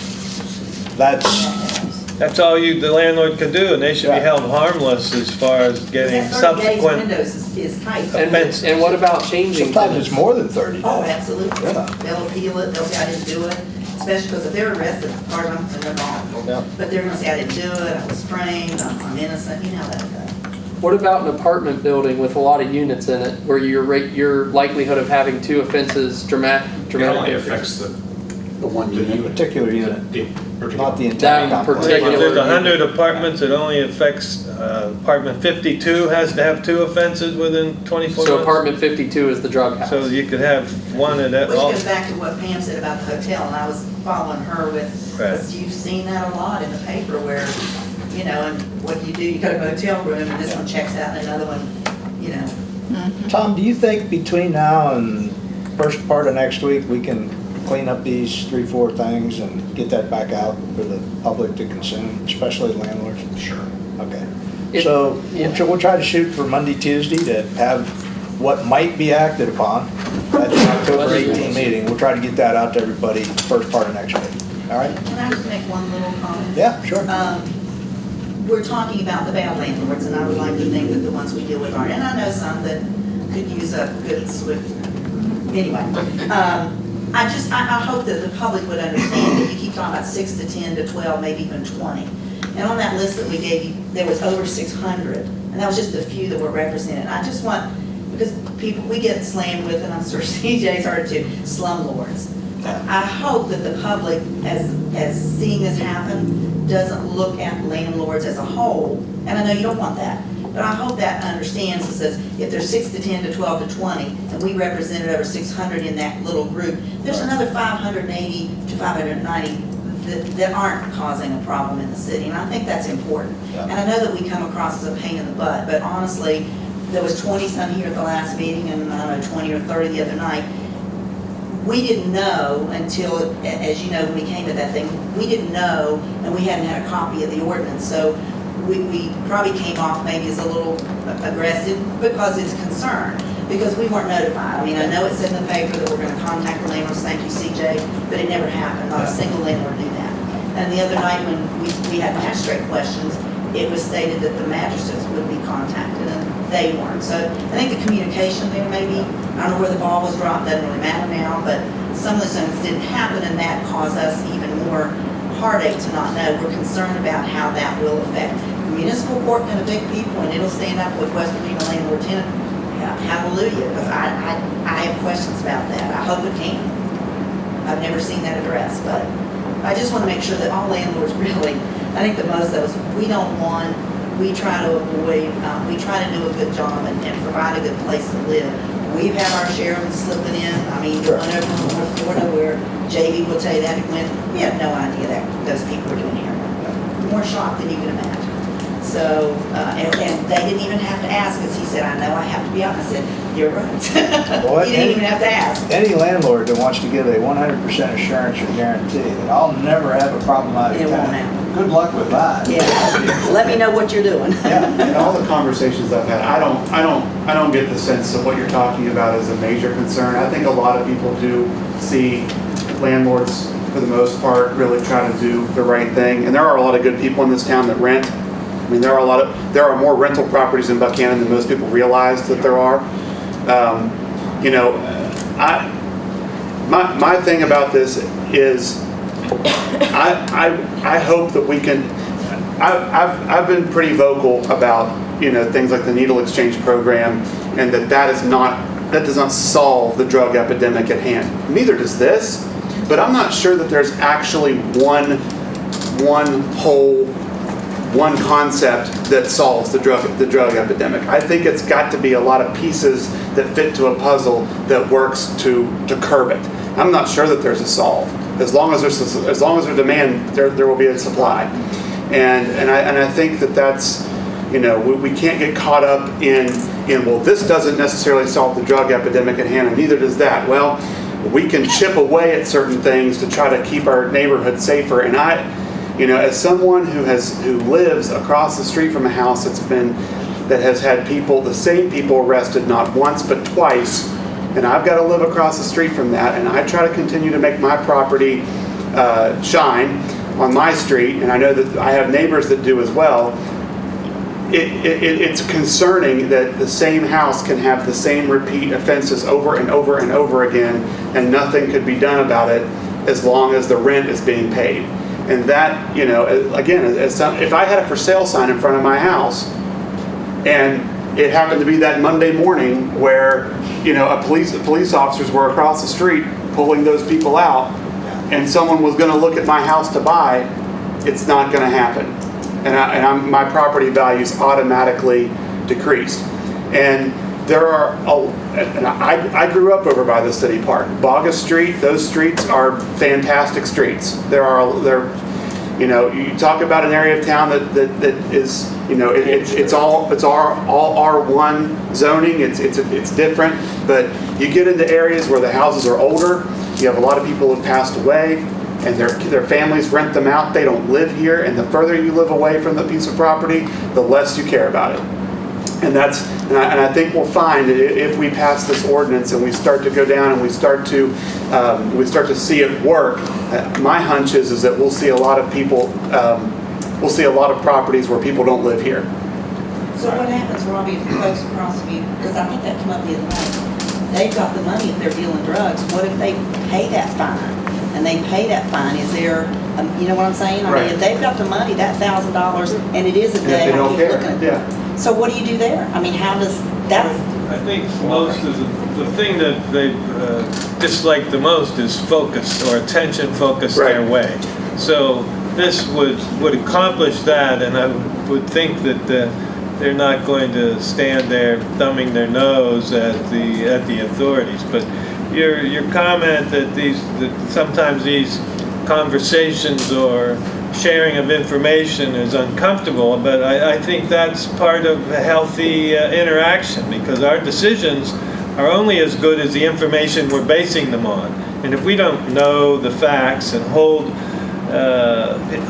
people like us accountable to the details of these things that we're trying to work forward, then it's going to be reflected in the quality of those decisions. So this is a healthy process, and I think that, at least I view it that way. Sometimes it doesn't really feel that way, but... I'd just like to point out one thing, just based on what Robbie said. The foundational legal principle that this ordinance is based upon is the principle of nuisance and abating nuisances.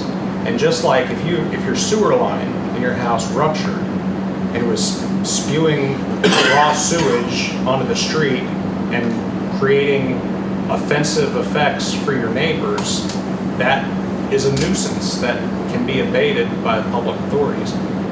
Unmitigated or unresolved or continuing illegal drug activity is similarly seen under this ordinance as a public nuisance that has to be abated because of the negative impact to the surrounding properties. I'd say that if it was your property at issue or mine, I'd say that my neighbors have as much right to live free of those kinds of nuisances than my own property rights. And when we think about our social compact, and it changes when you are in a municipality, you live in much closer proximity to other people.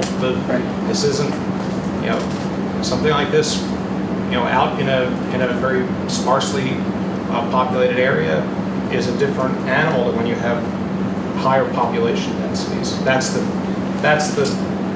of the foundation on which this ordinance is.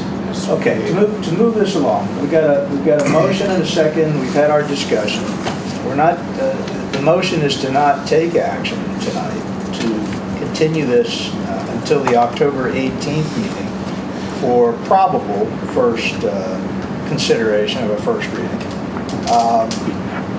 I would call for the question. All those in favor of tabling this until October 18th, please signify by saying aye. Aye.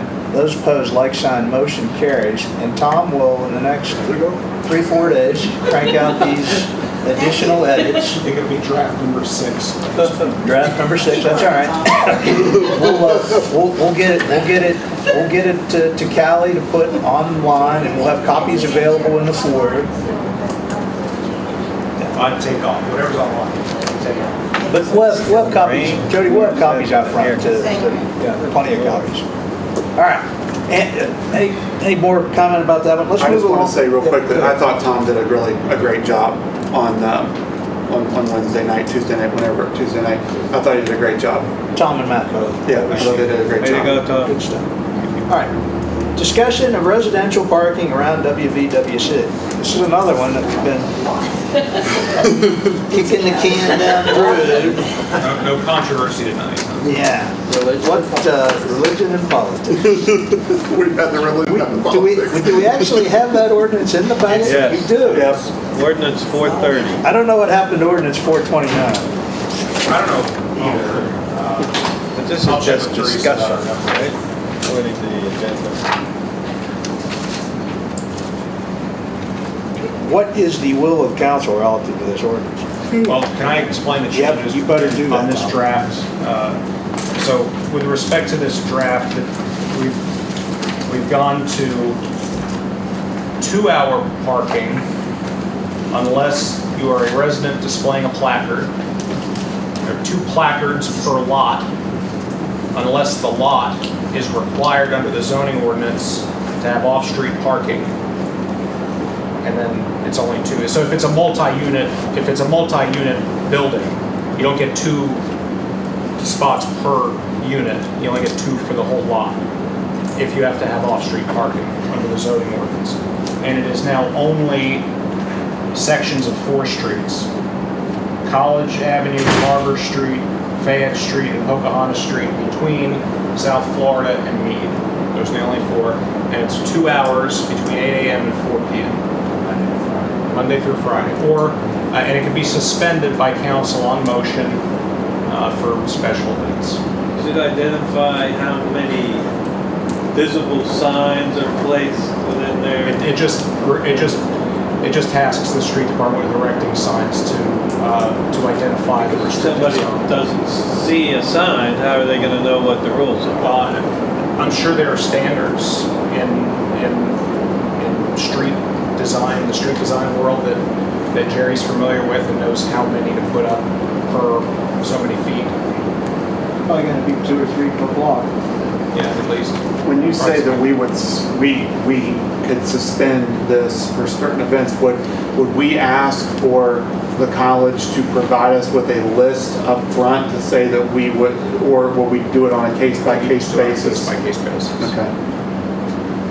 Or if they gave us I guess they could give us a Tentative calendar list. events. And then you say that maybe right around commencement or something every year, you can suspend it during commencement, you can suspend it during homecoming, you can suspend it during conference. Freshmen, you know, move-in, suspend it during whatever. We're getting there, Tim. Are we gonna, all right, here's another question. I haven't delivered a copy of this to the college. I'd feel a little better if one of the primary players to this was given, instead of me saying, oh, by the way, we passed this on first reading and here's what's coming down the pipe. Would it be better to be certain to deliver this to the college for them to weigh in and do a first reading on October 18 and a second reading on November 1st? I'm not meaning to kick the can any further down the road either. And then it would become effective basically December, we've got January 1 built in. So we still got plenty of time if we do the first reading on the 18th and the second reading on November 1st. Does that sound acceptable to the council? I'll motion to table this current draft so that Westland officials may be made aware and to provide comment, and we will take this up at the October 18th meeting. I'll second. Are we allowed to talk about this now? Let me get it on the table first. I have a motion to table by Skinner, a second to the motion by Rieger. Now is there discussion on the motion? I would have a couple questions. Sure. Pretty easy. I've sat with Dr. McKinney in two situations. This is pretty much there. The biggest objection they ever had was the college events. You know, and we had city events, city designated events in the original ordinance, and I assumed that included the college events. And I didn't think we needed a separate line item, but I think if you clarify to them that the city designates those, that's not a problem. I do have a question on this particular one about how are the permits assigned? Is it to a house number or to a license plate? It's to a lot. To a lot, To a okay, lot. that's fine. I do have another question on my street, like there's a building that has 4 apartments and they're required to have 4 off-street parkings. So, but some apartments have 2 people that work jobs and have 2 cars. Can they give one? My original proposal was 2 for a single-family dwelling and a tenant permit for one tenant permit per apartment. The way you don't want to give out too many because then you defeat the whole purpose of the ordinance. The way it's written is that if it's a single-family dwelling on property, single-family dwelling gets 2 permits. A multi-unit dwelling gets 2 permits per unit, unless they're required to have off-street parking. Right, and they're all required to have off-street parking. Well, not all of them. Some of them are grandfathered in. They don't all have to. All of them were altered according to the ordinance since this new ordinance was in place, so they would have to have off-street parking. Say if there's 4 units and there's 4 parking units, and giving everybody 1 permit, that doesn't mean everybody's going to park out here. Each unit gets 1 per each tenant unit is 1. Each house unit is 2. So, like there's a couple of girls that live in an apartment. They both have big trucks. They work for the road. There's 4 parking places for off-street. They're going to need 1 on-street parking. And the same thing. I mean, it's impossible to draft an ordinance that's going to accommodate every okay, but I said, my situation. In many ordinances, and I've read a ton of them, there's such a thing as a tenant permit and a residential permit. And residents get 2 and tenants get 1. But, I worry about the people that have 2 cars in 1 apartment building where there's 4 apartments and there's only 4 off-street parkings. So, First come, first served.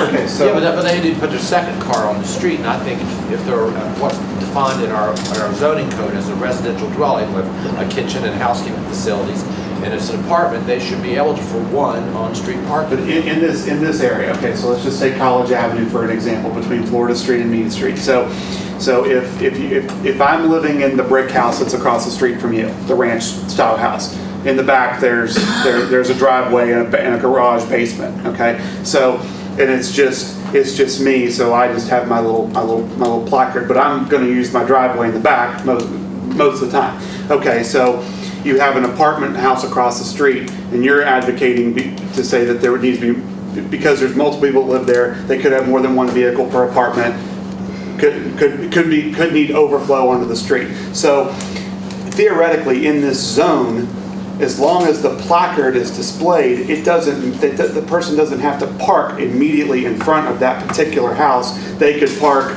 across the street, 3 houses down. As long as it's in that area, they still have. Or on a different street within the zone. Right, zone. as long as it's inside the zone and they have the residential parking placard in there. To the street, they're not going to overpark. The ordinance does not require people to park on their street of residence. Or directly in front of their house either. No, Yeah.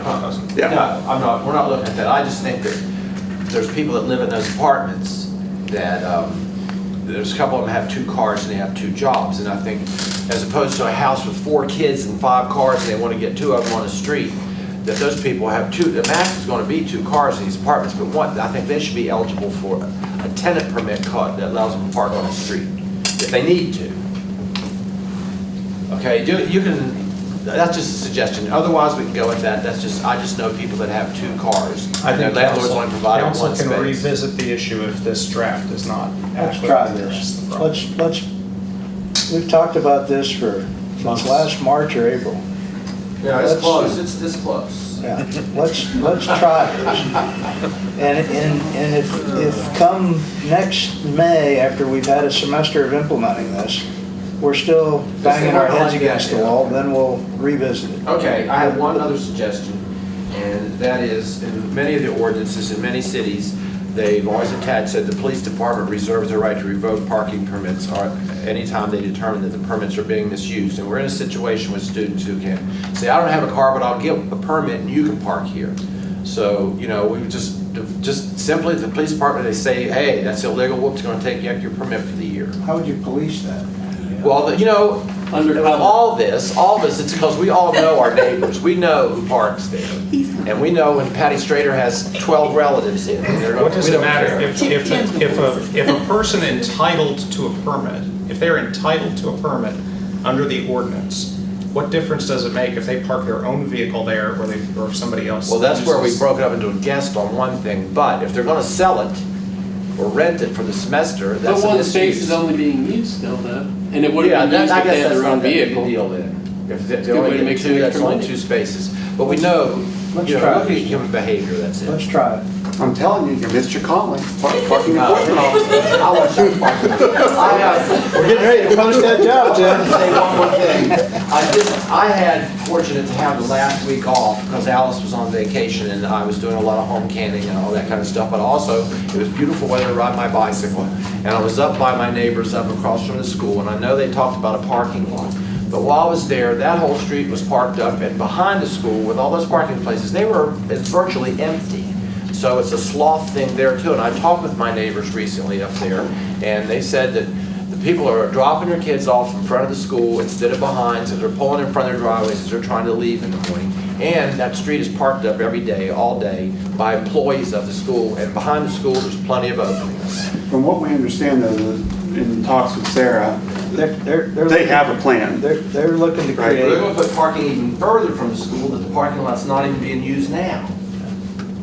That's, it's like it's the same thing with some of the students of not wanting to use the college parking because it's too far. How'd that go?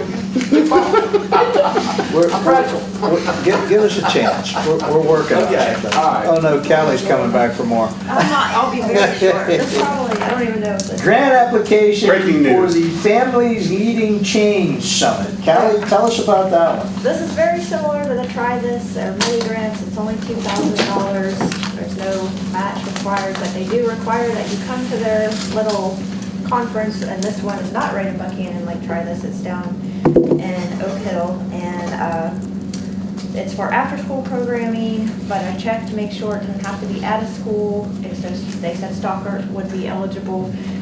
Deborah and April seem interested, but the dates are the 26th and the 27th, so the same days as or one of them at least, are the same day as their auntie. And so they said they could not come, but Ann Ludlow, who did the after-school club, felt that she might be able to. It's $25 per person or $40 if you're able to bring 2 adults and some of the participating youth. And so I guess I'm just, the subject areas for the after-school programming must fit into either STEM, leadership and youth advocacy training, arts and music, any kind of video and news reporting media, health and wellness, including gardening, physical activity, cooking, and bullying and kindness. So just looking to see if you're interested in applying for Is that. Ann agreeing to go if we approve this? And Ann Ludlow? And do you want to go as well? it's one of those things where they require you have a team. So yes, if we both went, then we would be able to That's apply. going to cost us $40 to maybe get 2,000 in a nutshell.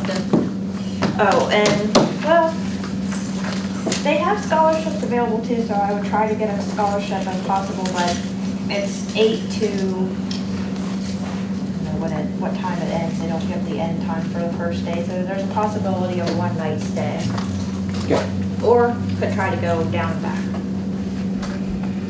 It's not a Holiday Inn, so I think at most that would be. We're talking a few bucks to maybe get a couple of thousand. Yeah. I have a motion by Mr. Rigger to approve this application and attendance. I have a second by Mr. Rylance. Is there discussion on the motion?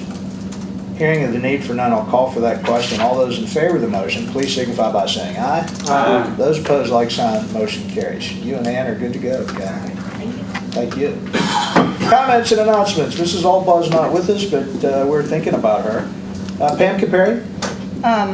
Since we're probably going to have a really long meeting Monday evening discussing the elimination dinner, which, by the way, do we have any tickets left here at City Hall? We gave our tickets out, we don't have any. Okay, we don't have. But Deborah has some, and there's just a few left. Okay. I'm going to have my Christmas committee meeting on Tuesday evening, October 9th at 5:30 here. Is there anything going on here at that time? I don't think so. Okay, that's it. Okay. Next up is Mr. Rylance. I'm good. Mr. Skinner. I'm good as well. Mr. Thomas is not with us. Mr. Rigger. I just got a couple of things. Yay on the railroad tracks out by the donut shop. Oh, there have been complainers because traffic is too, can't please everybody. Yeah, it's almost too dark. We're getting there. The Saturday morning at 11 o'clock, up in front of our college baseball field, we are going to dedicate the Poundstone Ellis Legacies Plaza in honor of Elizabeth Binky Poundstone and Hank Ellis. New signage has been done. It's just going to be terrific. I think all of Hank's 3 kids are going to be there. All of Binky's 4 kids are going to be there. Randy Tenney and I passed the hat to cover the sign cost a while back, so this isn't anything that's coming out of the city till or any of that sort, except the guys with Streets and Parks on the city right-of-way did put in a little flower garden right in front of the sign that was mounted the other day. So Robbie Barber has helped with that. Please, if you're available, Saturday at 11, come out for that. And then next Friday and Saturday are a couple of big days for our community. The elimination dinner at Stockard is Friday out at the event center. There are a handful or 2 handfuls of tickets left, $25 and a chance to win $1,000. All proceeds will go to the new facility at Stockard and Youth and Community Center. And then the next day, 8 o'clock, we'll register down in Jawbone Park, Community Unity Day. We have 180, Mr. Muchler, right? 180 Wesleyan Greek students lined up to participate. And we'd like to get that number, we'd like to get at least that many more from the community to participate. This isn't slave labor involving college students, right? And we got all kinds of projects lined up. We're gonna redo some of the flower beds and do work in the parks and out at the cemetery and in Trader's Alley and do riverbank cleanup and just lots and lots of good things. The senior center needs some help with cleaning out their basement and a small painting project. We'll have plenty of tasks, so come on out, 8 o'clock, Jawbone Park, Saturday morning the 13th. That's all I have. I would entertain a motion that we adjourn at 8:55. I have a motion by Mr. Skinner. May I have a second to his motion? Second. I have a second by Pam Capari. Discussion on the motion, no call for the question. All those in favor of adjournment signify by saying aye. Aye. We are adjourned.